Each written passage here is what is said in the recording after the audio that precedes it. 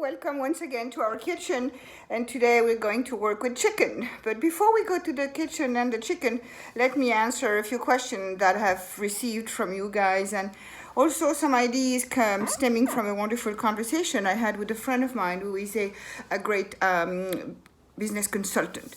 First thing she said was, Claudine, why don't you give us the list of ingredients ahead of time, maybe in your on your Facebook page or Instagram? And that's quite a good idea, to tell you the truth, but as it works right now, I never know what I'm going to do because I literally use whatever is left in my fridge. Okay, baby, my fridge doesn't look like yours because I'm a professional chef, and even through the quarantine, I cook more than you do, but still, this is what I do, and that's what the message I want to give you is that you can do almost anything with whatever you have because there's so very simple substitutions, or there is ways to make it better or less fancy depending on the time you have and what you have at hand. So that's the first thing I wanted to tell you, and you're going to see today that I have a couple of extra to add to my dish left from other dishes that will go very well, and we'll get to go from a family meal to something fancier that you would love to serve to entertain. So I'm going to do a sticky chicken, which is a traditionally Hawaiian recipe because it uses pineapple and chicken go very, very well indeed together. I'm going to use fresh pineapple because that's what I prefer, and I had one because I made a cake, but you can find canned pineapple and have them in your pantry for a long time. So go ahead, if you need to use a can, use a can. Let's go to the kitchen. I'm going to show you. It's very easy. And here we are in the kitchen, and let me show you the ingredients. First, the important ingredients, and then the extra ones. Here I have 2 nice chicken breasts left over from another dish. If you prefer, you can use the thighs. I have a chunk of fresh pineapple. As I said, I made a pineapple cake. These are the main ingredients. I have a half onion. I have about 2 tablespoons of soy sauce. And in that magic box, I have a piece of fresh ginger that I will tell you all about later, what to do with it and how to store it and how wonderful that is. And I have some sesame oil. That is an extra, just for a little bit of flavor. Not everybody has sesame oil, so if you have just regular oil, it will do. Pepper, a little bit of sesame seeds that I just toasted. Again, this is for garnish. It's a plus. If you don't have them, fair enough. Here I have hearts of palms. This is a completely extra ingredient, just for fun, because I made a nice salad and I had them left over, and they're going to add some flavor and also some texture to my dish. And that's about it. So if you don't have the palmitos, no worries. If you have regular oil, perfectly fine.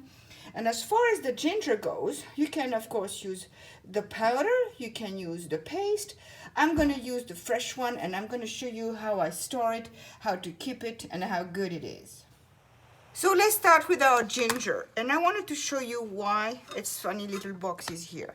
The ginger is in water. You've noticed when you go to the supermarket that ginger comes in big chunks, and you're not going to use that at all. So there's different ways to store it. One way is to freeze it, very handy, but it's going to turn your ginger soggy and you won't be able to grate it. So I would recommend that if you buy a root of ginger, you're going to separate it in different pieces, about that size, about an inch chunk. That's usually what the recipe is called for, and you're going to freeze them in individual bags, and that can last for a long, long time. Or you're going to cut them and store them in a little container of water. That's going to save them for a good few weeks, a month or 2 in your fridge. But as you see, when I peel it, it stays hard, and it's going to be easy to grate it. That's what I'm going to do in a little while, but I just wanted to show you how it goes. Now you have a ready-to-use piece of ginger. So first I'm going to prepare my chicken, and when I say preparing it, I'm going to trim it for fat and cut it in chunks. This one is already perfect, nothing to do but cut it. This one here has a little bit of fat, so I'm going to remove that fat. And as a matter of fact, I'm going to use my big knife much better. We don't really want that fat. I'm going to throw it away. And I'm going to cut it nice chunks.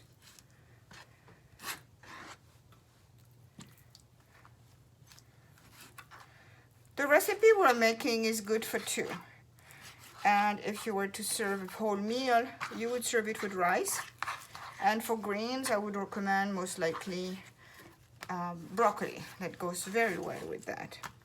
And if you wanted to make it even fancier, I would tell you later what to do with the pineapple skin that you can actually use like a boat to put your dish in. So now I have my chicken ready here. And what I'm going to do, just to give it a little flavor, I'm going to pour on it a little bit of sesame oil. Very tiny because it's very, very powerful. Again, if you don't have sesame, just use regular oil, but use a natural oil. Well, I mean natural, they're all natural, but no flavor oil, like peanut oil, avocado oil. Do not use the olive oil, much too powerful. They usually don't go well with all these wonderful Asian or Pacific recipes. It would kill all the rest of the flavors. And now I'm going to take my piece of ginger and use my grater. Again, you're going to tell me, oh my God, we don't have a grater like that. Doesn't matter. Use your cheese grater and it's going to work all the same. What I want nice little sliver of ginger. Look at it. Because we are not going to remove it, so you don't want those big chunks under your guest's teeth. You want it to nicely mix. Be careful not to grate your fingers. I have about enough.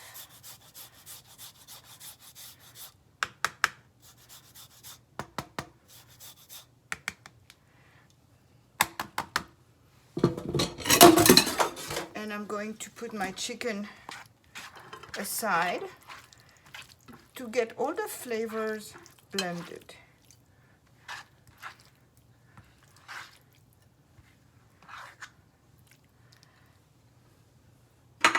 Now the most important part, change your board or wash your board. We've been working with chicken. The chicken is the most dangerous ingredient of it all because it carries salmonella and you don't want to get sick. So I have two, I prepared two, so we're good. I'm going to cut my palmitos so they're ready to be added at the end. Again, if you don't have any palmitos, go ahead, cook it like that. But if you want to make it crunchier, you can add a handful of cashews or peanuts, anything to give it extra flavor and extra texture. So you can see I'm going to prepare my onion and my pineapple. On the same board, it's okay. We're having veggies, we're peeling them. We're good to go. Onion is not going to be contaminated by the palmito. Here I am. I'm going to cut my onion. Half an onion is enough. It's going to give you a good flavor.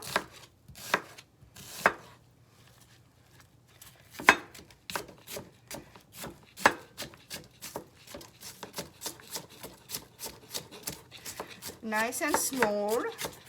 You want them to melt when they cook, and they're going to mix with the pineapple.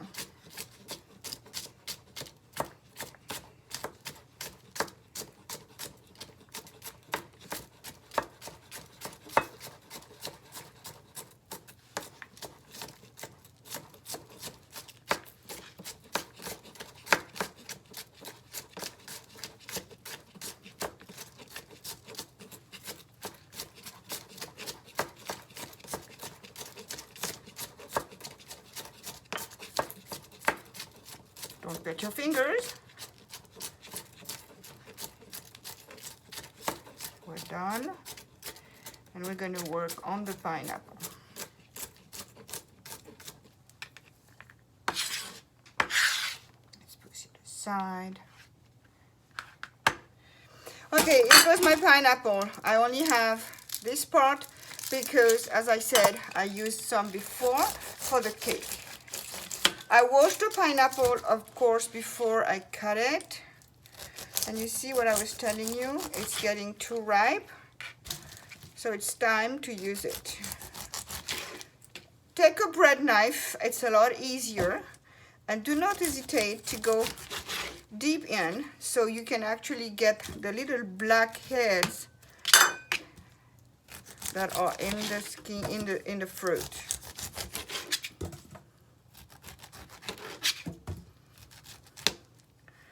Voila. I'm glad we saved it.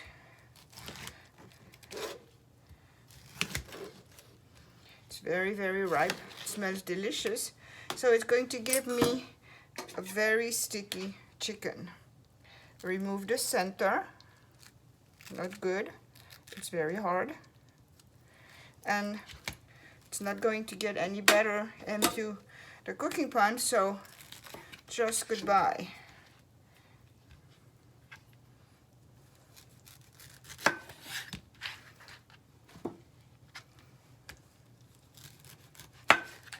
I'm going to cut it in small chunks. So if you were to use a can of pineapple, you're going to use a small can.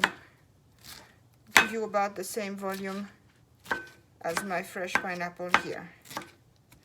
And it's going to be good. It's probably a little less tasty than a fresh one, but it's going to be delicious no matter what.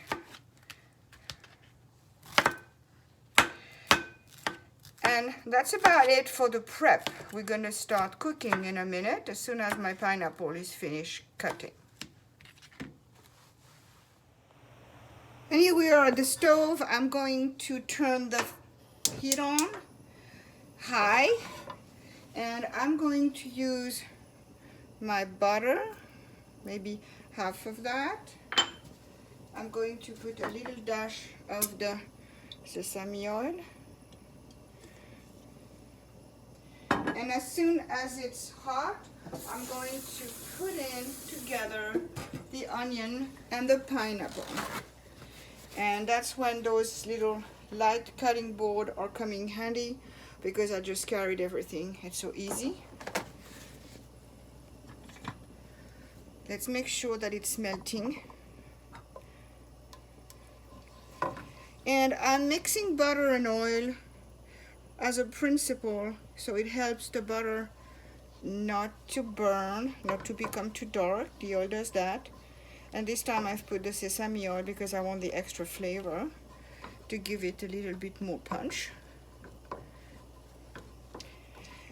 So as I always say, those dishes, as long as you have the basic ingredients, you can make them you can make them yours by adding favorite ingredient.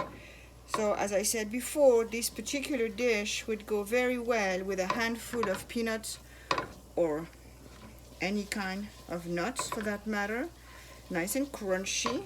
You can also add a jalapeno pepper if you like it very spicy. You can add garlic if you like garlic. All the flavors are really up to you to decide, as long as you have the basic ingredients, which are the pineapple and the chicken. So we're going to let it simmer, almost saute. It's going to take about 5 minutes, maybe 7, to be translucent for the onion and a little golden for the pineapple. Let's check. The water is going away, but it's still not caramelized, so we're going to give it another couple of minutes. Let's see. Yes, I like that. You can see a little bit of gold on my pineapple, and the onion is translucent, so let's give a little bit of pepper for flavor. And now I'm going to add my chicken first.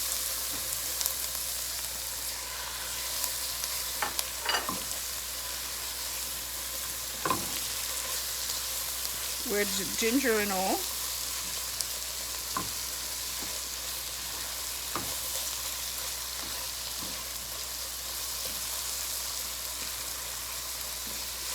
My soy sauce, a good 2 tablespoons.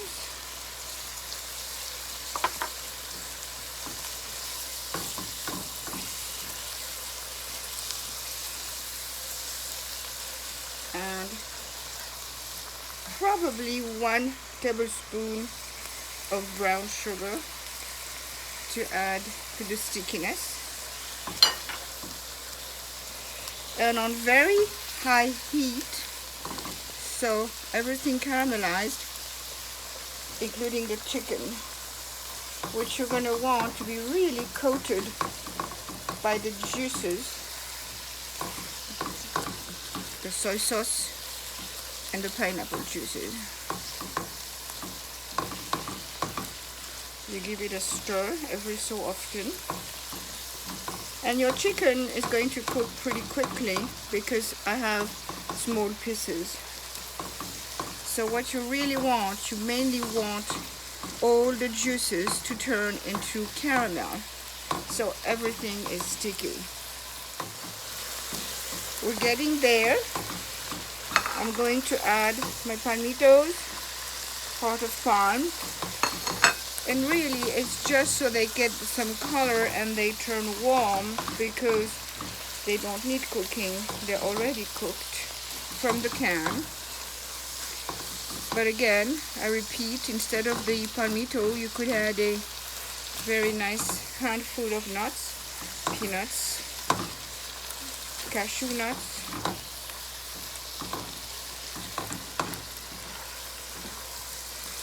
make it spicier with the jalapenos. Add some cilantro, a little of hot sauce. We're going to give it another minute.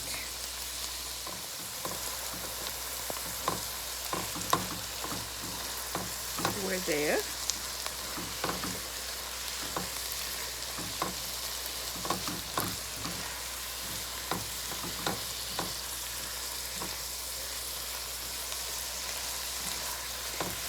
So I'm going to pour it in my dish. If you were to plate it, I would serve it with rice and broccoli.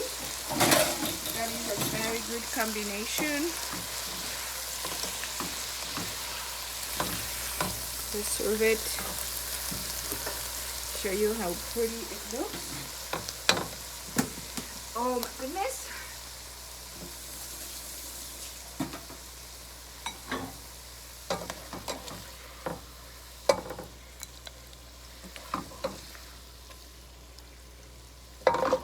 It smells delicious.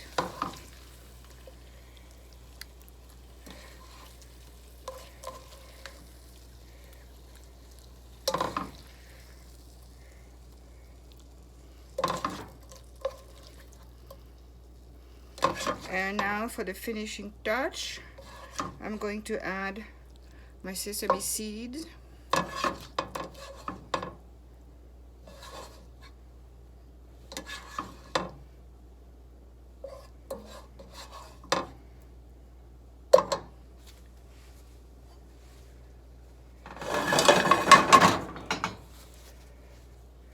Let's clean up.